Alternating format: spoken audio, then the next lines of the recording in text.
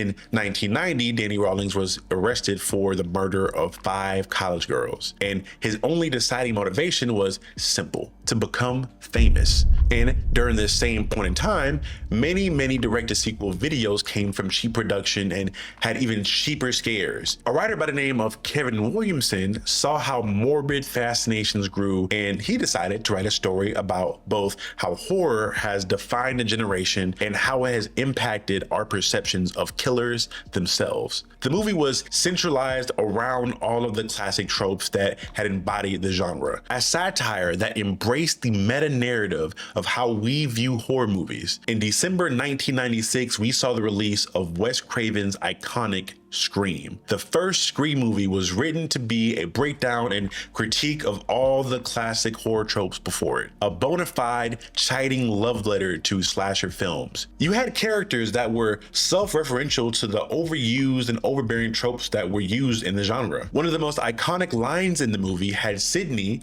our female MC, who complained on a phone call about how much she hated horror movies, about how some big dumbass girl getting hunted by a killer was the common trope. People were so fascinated by the idea of what horror movies brought, and how Leatherface and Michael Myers were manifestations of pure instinct, unafraid of consequences. Some people sought to emulate them until they were themselves becoming twisted versions of their own fantasies. Even the 2 antagonists, Stu and Billy, these people in and of themselves go away from being faceless killers who were unstoppable forces to becoming increasingly human and flawed. I think one of the greatest examples of this is embodied by a line by Randy. Randy serves as the average horror watcher. When faced with the whodunit game to find the killer and asked about the killer's motive, Randy says, "It's the millennium.